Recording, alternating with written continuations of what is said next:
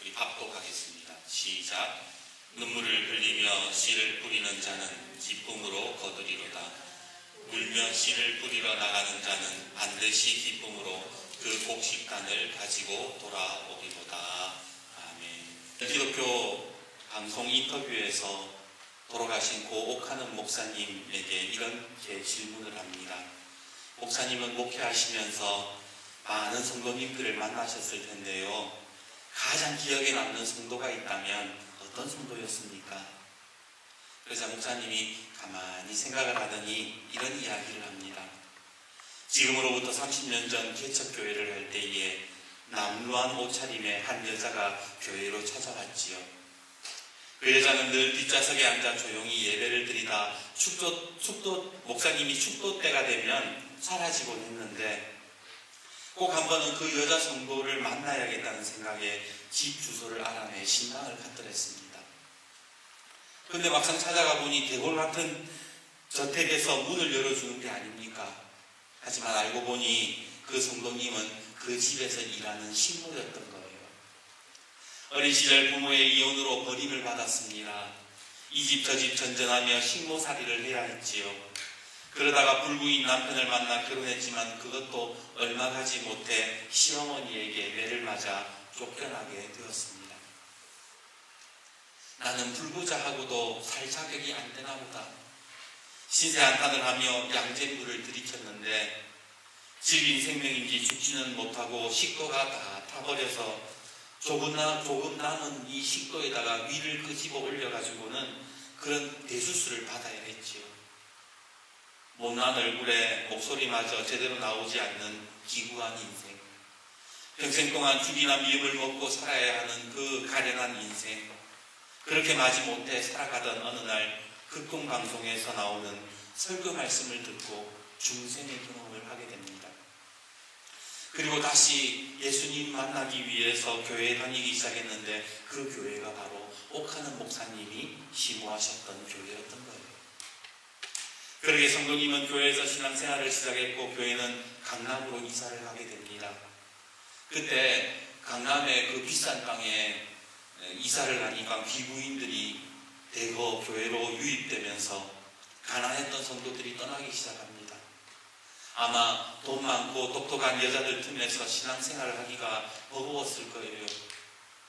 목사님이 가지 마시라고 한사코 붙잡았지만 목사님 여기는 우리 있을 곳이 못 됩니다. 그러면서 다 가버리더라는 거예요. 그런데 이 이수정이라는 집사만은 절대로 떠나지 않았답니다. 가진 것 없고 식모살이 해도 기죽는 법이 없었더라는 거예요. 교회 건축을 할 때에 전재산인 100만 원을 몽땅 헌금하고 1년 사시사철 단 한 벌밖에 없는 한복을 매일같이 곱게 다림질해서 차려입고는 서울의 그 기라성 같은 강남 여인들 속에서 헌금위원도 하고 봉사도 하면서 누구보다 당당하게 예수를 믿더라는 거예요.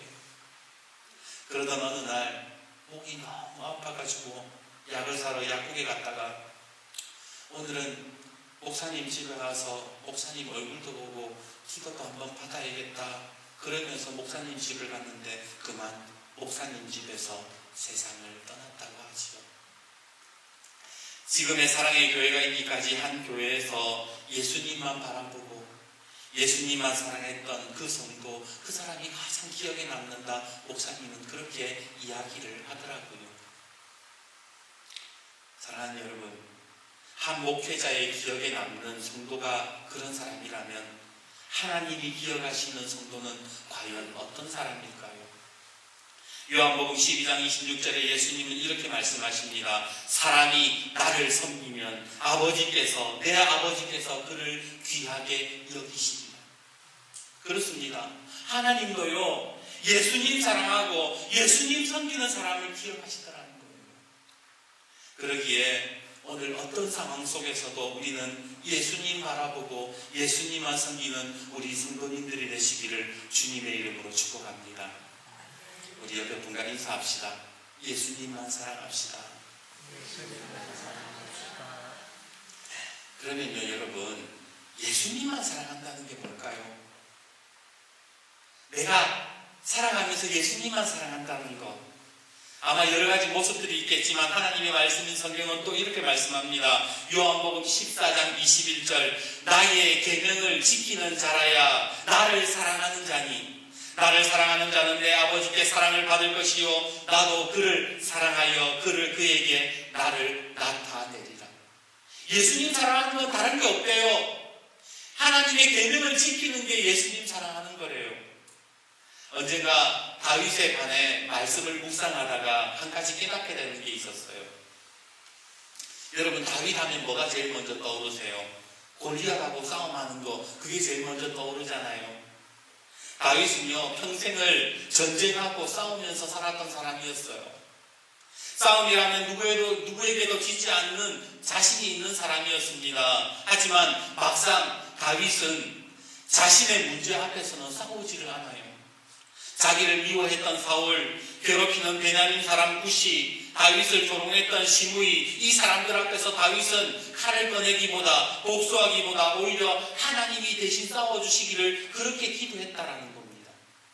아니, 마음만 먹으면, 힘만 쓰면 한 방에 없애버릴 수도 있는 사람이 왜 싸움을 하지 않았을까요? 그것은 다윗이 하나님의 계명을 지키는 사람이었기 때문에 그런 겁니다. 다윗을 대적하는 그들도 하나님이 세우신 왕이었고 하나님의 백성이었기에 그는 먼저 하나님의 뜻을 구했고 하나님이 무엇을 기뻐하는지를 고민했던 거예요. 즉 다윗은 하나님이 허락하시는 전쟁만 한 사람이지 싸움쟁이가 아니었다라는 겁니다. 그렇게 다윗은 하나님의 계명을 지키면서 살 때, 하나님 사랑하면서 살 때에 하나님은 다윗을 마음의 합한 자로 기억하셨다는 거예요. 오늘 저와 여러분은 하나님이 보시기에 어떤 사람으로 기억되고 있습니까? 주님의 계명을 잘 지키고 잘 기억하여서 하나님 말씀에 순종하는 저와 여러분이 되기를 주님의 이름으로 축복합니다. 그런데요, 늘 고민되는 것이 있어요. 그게 뭔가? 우리가 신앙생활하면서 고민되는 게 뭔가? 알기는 아는데 그게 잘 안 된다는 거예요. 저는 늘 설교를 준비하면서 한 가지 관심이 있다면 대체 어떻게 살아야 될 것인가? 어떻게 말씀을 구체화시킬 것인가에 대해 고민이 많습니다. 말씀대로 살아야 한다는 것을 알지만 우리는 늘 이렇게 기도하잖아요. 주님, 지난 한 주간에도 말씀대로 살지 못했습니다. 그렇게 기도하지 않습니까? 신앙생활하는 사람치고 순종이 제사보다 낫다는 것도 압니다. 모르는 사람 없어요. 감사하고 기쁨으로 살아야 된다는 거 우리 다 알고 있습니다. 그런데 왜 우리는 여전히 평안하지 않고 감사가 입에서 나오지 않는 것일까요? 그 이유는요, 우리가 바라고 원하는 것들이 다 열매이기 때문에 그런 거예요. 무슨 말인가? 갈라디아서 5장 22절과 23절은 이렇게 말씀합니다. 오직 성령의 열매는 사랑과 희락과 화평과 오래 참음과 자비와 양선과 충성과 온유와 절제니 이와 같은 것을 금지할 법이 없느니라. 성령의 열매는 성령의 열매라고 얘기하잖아요. 열매예요, 열매. 그런데 열매를 얻기 위해서 우리가 해야 되는 게 뭐예요? 바로 씨를 뿌려야 되는 거예요.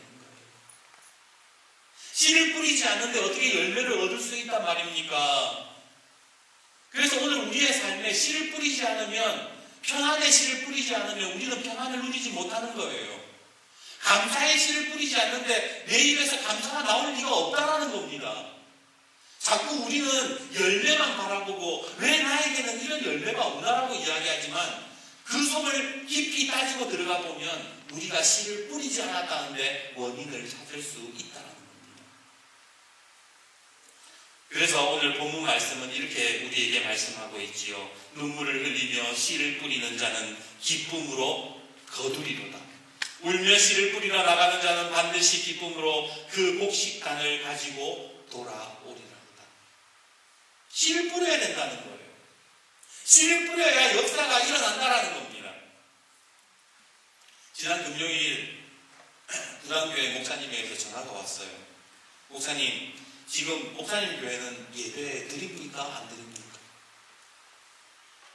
지금 한국교회 목회자들에게 큰 고민이 한 가지 있다면 이 코로나 사태가 장기화되면서 한 가지 딜레마에 빠졌다는 거예요. 대체 언제까지 예배 안 드리고 가정 예배로 이렇게 드려야 될 거야? 이제는 하나님 앞에 예배 드려야 되는 거 아니야? 라는 그런 생각과, 또 하나는 지혜교회로서 정부에 좀 도와주고 끝까지 동조해서 가정 예배를 드려야 된다. 이 문제가 계속 부딪히고 있는 거예요. 그러니까 목사님들이 고민이 되는 겁니다. 사실 따지고 보면 뭐가 맞다 틀리다 할 게 없어요. 신학적으로도 문제가 없어요. 그럼 뭐가 맞다 틀리다 할 문제가 아니라는 거예요. 그럼에도 불구하고 이 두 가지 문제 속에 하나를 선택해야 되는 상황, 그것이 너무나도 괴로운 겁니다. 얼마 전에 성남시에 있는 한 교회에서 집단 감염이 발생했다는 소식도 들리고, 어제는 국무총리가 행정명령 가지고 행정명령을 내린 마당에 행정명령 어기면은 시설 폐쇄하고 구상권 청구하겠다 이렇게 이야기하지 않습니까? 결정을 못 내리는 거예요. 마음이 너무 무겁고 힘이 드는 겁니다. 그런데 분명한 사실은요, 우리가 모여서 예배를 드리지 못하고 가정에서 예배를 드린다고 할지라도 분명한 사실 한 가지는 우리는 절대로 예배를 포기해서는 안 된다는 거예요. 왜냐하면 신앙의 열매는 어디에서 나오느냐? 바로 예배에서 나오기 때문에 그런 거예요. 가정에서 예배 드리는 것이 의미 없다는 얘기가 아닙니다. 그게 아니라 예배를 포기하지 말라는 거예요. 어떤 자리 속에서도 가정에서 예배 드린다 할지라도 예배를 포기하지 말라는 겁니다. 얼마 전에 한 젊은 가정에게 예배를 드렸습니까? 라고 물어보니까 뭐라고 얘기하느냐? 설교를 들었다는 거예요. 남편은 편한 잠옷바람으로 설교 듣고 아내는 설거지하면서 기독교 방송 틀어놨대요. 그건 예배가 아니에요. 그거 구경하는 거지. 예배의 자리에서 씨를 뿌리지 않는데 어떻게 내 삶의 평안을 바라고 어떻게 은혜를 누릴 수 있단 말입니까? 우리가 지금 이 예배당의 자리에 앉아 있을지라도 내 삶에 믿음의 씨를 뿌리지 않고 감사의 씨를 뿌리지 않으면 내 삶에 열매는 없는 거예요. 그냥 와서 앉아있다고 해서 열매를 얻는 것이 아니더라는 겁니다. 언제부턴가 한국교회가 열매를 거두는 것에 너무 익숙해지다 보니까 씨 뿌리는 법을 잊었습니다. 우리 믿음의 선배들이 그렇게 눈물 흘리면서 씨를 뿌려놓은 그 결실들을 다 받아 누리면서 그 누구 하나 씨를 뿌리는 사람들이 없었습니다. 점점 섬김이 사라지고 수고하지 않고 희생도 없어졌습니다. 그리고 그 결과 다음 세대가 사라지는 현실을 지금 우리는 경험하고 있지 않습니까? 오늘 한국교회의 이 참담한 현실을 바라보면서 오늘 말씀을 우리 다시 한 번 더 읽어봅시다. 우리 5절 6절 같이 한번 읽어봅시다. 시작. 눈물을 흘리며 씨를 뿌리는 자는 기쁨으로 거두리로다. 울며 씨를 뿌리러 나가는 자는 반드시 기쁨으로 그 곡식단을 가지고 돌아오리로다. 오늘 본문에 보면 씨를 뿌린대요. 근데 씨를 뿌리기는 뿌리는데 어떻게 하면서 씨를 뿌린대요? 울면서 씨를 뿌린대요. 왜 울까요? 너무 간단해요. 힘들어서 우는 거예요. 우리 1절 말씀, 본문은 아니지만 1절을 한번 보십시오. 여호와께서 시온의 포로를 돌려보내실 때에 우리는 꿈꾸는 것 같았도다. 오늘 시편 126편의 배경은 어떤 배경이냐? 바벨론에서 70년간 종살이 하다가 하나님의 은혜로 이스라엘 백성들이 이제 풀려나게 된 상황입니다. 그토록 바랬던 자유를 얻었을 때에 얼마나 기뻤을까요? 그래서 꿈꾸는 것 같았다, 이런 표현들을 합니다. 하지만 그런 기쁨도 당시 이제 포로에서 돌아와서 고국에 돌아와 보니까 막상 남아있는 게 하나도 없는 거예요. 성벽은 다 무너져 내리고 성전은 불타고 온전한 건물 하나도 없고 다 사람들은 죽어 없습니다. 돌아오기는 했는데 희망을 안고 귀환했는데 너무나도 절망적인 거예요. 그렇다고 여기에서 손을 놓거나 좌절할 수만은 없었습니다. 쉬운 일은 아니었지만 고통스럽고 눈물겨웠지만 내일을 바라보면서 씨를 뿌릴 수밖에 없는 상황. 이것이 바로 눈물을 흘리면서 씨를 뿌려야 했던 이스라엘의 모습이었던 것이지요. 그렇게 기도의 씨를 뿌리고 눈물의 기도를 심으면서 이스라엘 백성들은 성전을 재건하고 성벽을 쌓으며 율법으로 무너진 신앙을 다져가기 시작했던 것입니다. 이렇게 눈물의 씨를 뿌렸을 때에 회복되는 역사가 이스라엘에도 있었지만 비단 이 역사는 이 이스라엘에만 있는 것이 아니지요. 우리나라에도 있었습니다. 55년 전 돈 300억이 없어서 빌려와야 했던 시절, 300억 보증해 줄 곳이 없어서 젊은 광부와 간호사들의 생명을 담보로 살아야 했던 우리나라에 참담했던 시절이 있었음을 저보다 여러분들이 훨씬 더 잘 아실 겁니다. 지하 1000m 40도 탄광에 석탄을 캐고 파란 눈의 외국인 시체 닦고 목욕시키며 번 돈으로 나라의 터전을 마련했지요. 우리가 잘 아는 대로 1964년 12월 박정희 대통령과 유경수 여사가 독일을 방문해서 독일 국민들에게 이렇게 말합니다. 우리는 빌린 돈은 반드시 갚는다. 그러면서 광부와 간호사들의 손을 잡고 무사히 돌아오라며 서로 함께 껴안고 울었던 그 이야기 우리 다 알고 있지 않습니까? 누군가는 지금 우리나라가 이렇게 된 열매를 거둔 데에는 누군가는 그렇게 눈물을 흘리면서 씨를 뿌렸기 때문이라는 거예요. 우리 부모님들은 아무리 어렵더라도 자식 교육시킨다고 물동이를 질지언정 자식 교육에 모든 것을 매진했던 부모님들이었습니다. 자식들이 씨앗이었기에 자식들 바라보면서 눈물로 씨앗을 뿌렸던 우리 부모님들의 세대,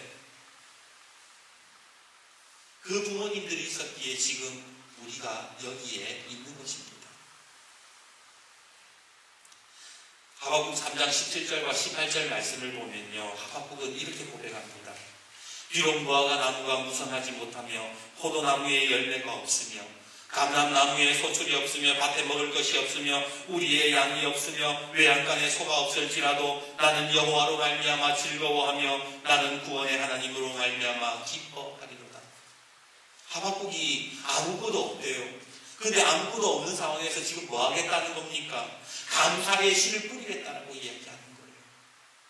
감사할 수 없는 상황이지만 나 하나님 바라보면서 오늘도 감사의 씨를 뿌리겠습니다. 그렇게 기도했을 때에 하나님께서 그의 이스라엘 백성들을 다시 회복시켜 주시는 역사가 일어나지 않았습니까?